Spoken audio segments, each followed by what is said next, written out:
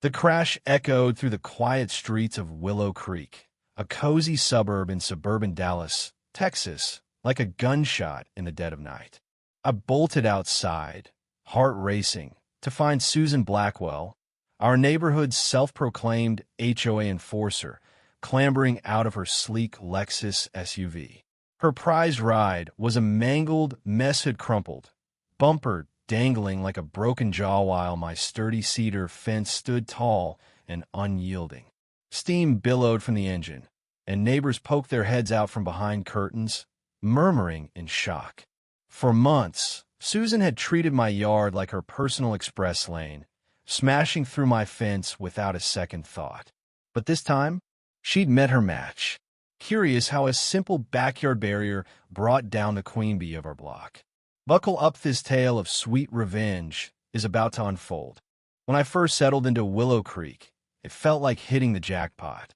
Picture-perfect lawns where families tossed footballs on weekends, barbecue smoke wafting through the air, and houses straight out of a real estate brochure.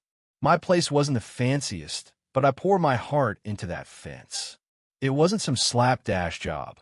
I spent weekends sourcing quality cedar, measuring every post, and staining it a rich walnut hue that blended perfectly with the Texas oaks dotting the landscape. It defined my space, gave me that sense of ownership every hard-working American craves.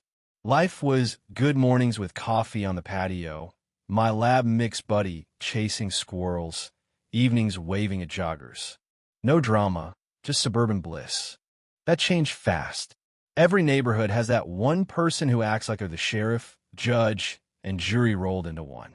Here, it was Susan Blackwell, mid-50s, always in crisp yoga pants and oversized shades, driving her oversized Lexus like she owned the roads and apparently my property too. As HOA vice president, she ruled with an iron fist, nitpicking everything from holiday lights to mailbox heights. At first, I ignored her. Let her fuss over crooked bird feeders or unapproved garden gnomes. But then she zeroed in on me. It started innocently enough for her, so I thought. One crisp autumn morning, Buddy's barking yanked me from bed. Out back, my fence was splintered, a chunk missing like it had been hit by a battering ram. Tire tracks scarred the grass, leading right through the gap. No storm, no accident, just deliberate destruction. Later, I spotted Susan easing her Lexus out of her driveway, veering across my lawn as if it were a public thoroughfare. She flashed a smug wave, like daring me to complain. I gritted my teeth. An apology? Forget it. Instead, she ramped it up. At the next HOA meeting in the community clubhouse, she stood up, clipboard in hand, and lectured about maintaining curb appeal. Staring right at me, she added, "Some fences are eyesores after Damagites on owners to fix them promptly." I submitted evidence, photos, timestamps. The board's response? A form letter saying they'd investigate.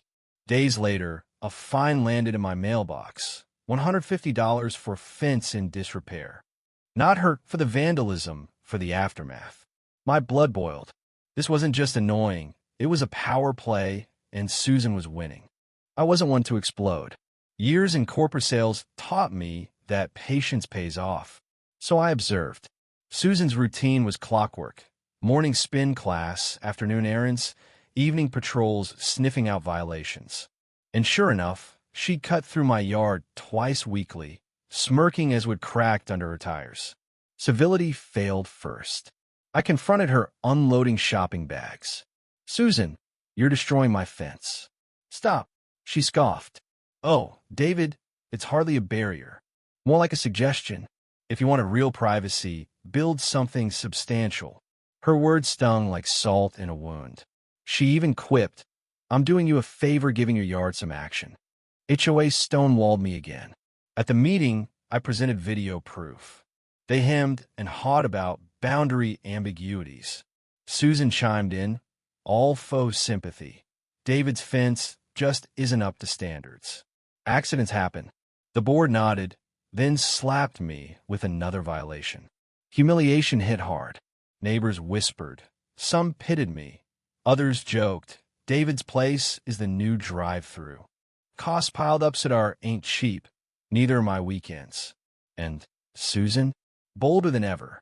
Once during a family grill-out, she barreled through, shards flying inches from my knees.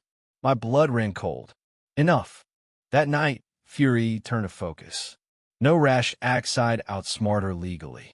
Digging into HOA docs and city codes, I found gold.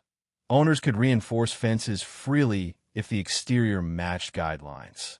Game on. No more flimsy wood. I'd make it a fortress in disguise. Sleepless excitement fueled me. I researched late nights, forums, blueprints, calls to an old contractor pal, shopping list, heavy-duty steel beams, rapid set concrete, cedar cladding to mimic the original. Plus, prickly holly shrubs for landscaping and extra bite. Secrecy was key. Susan had eyes everywhere.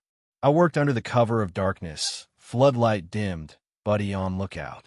Digging pits 4 feet deep wrecked my back, but each pour of concrete felt like armor. I bolted steel cores, wrapped them in stained cedar identical from the curb. Hollies woven through, thorns gleaming like tiny daggers. HOA couldn't touch it. It screamed community compliant. Cameras next, hidden in foliage, one on the fence, one street facing. Ironclad proof. Days blurred into anticipation. Susan cruised by, oblivious, her Lexus glinting mockingly. I played nice wave, smiled while inside. I visualized the reckoning. The payoff came on a sweltering Saturday. Porch sitting with iced tea, feigning relaxation, I heard her garage rumble. Out rolled the Lexus, chrome flashing like a challenge. No glance my way, she gunned it straight at the usual spot. The impact? A deafening metallic crunch, not splintering wood. Her SUV bucked, airbags deploying with a whoosh. Hollies raked the paint, branches snapping like fireworks. Neighbors swarmed, phones out, gasps turning to guffaws. Susan stumbled out, disheveled, scratches from thorns dotting her arms. "What did you do?" she shrieked. I strolled over, cool as a cucumber. Looks like the fence held this time. Laughter erupted. She kicked it at Clang, and fumed. "You trapped me." I shrugged. Reinforced legally. "Want the docs?" The crowd thickened. Videos rolled. Her empire cracked. Fury overtook her. She dialed HOA Prez, Tom Hargrove, who arrived sweating in khakis. Susan ranted, "He's a hazard. Fine him." I handed over permits, bylaws highlighted. Tom Scan sighed. "David's compliant, Susan. You trespassed repeatedly." Her jaw dropped. "Entrapment." Murmurs turned to chuckles. "No one made you drive through," someone yelled. She sputtered, but the tide shifted. No queen left, just a fool. Word spread like a prairie fire. Clips hit local Facebook groups, and TikTok is exploding with edits set to dramatic tunes. The insurance adjuster showed the clipboard guy circling the wreck while Susan pleaded vandalism. He shook his head. "Ma'am, this is negligence, your shortcut." Neighbors piled on testimonies. Kids endangered, repeated offenses. Claim denied, premiums soared. The HOA meeting was her Waterloo. She stormed in, demanding my head. I countered with footage, receipts. Board turned. Susan's conduct violates rules. Allies abandoned ship. Laughter drowned her protests. Stripped of her title, fined heavily. She became a ghost avoided, whispered about. But rage boiled over. One blazing afternoon, she charged my yard, yanked my federal mailbox from the ground post, concrete, all. Neighbors gasped. Phones captured it. "Federal crime," someone shouted. Sirens wailed. Cops arrived mid-meltdown. "Ma'am, that's tampering." Cuffs clicked. She wailed about conspiracies. As they hauled her away, she glared daggers. But it was over. Weeks later, her downfall sealed. Viral arrest footage, HOA banishment, crushing fines. For sale signs sprouted. She slunk away in defeat. I refinished the fence, adding a plaque, "Susan's final shortcut." Neighbors cheered. Tom even congratulated me. Willow Creek breathed inferno, more petty tyrants.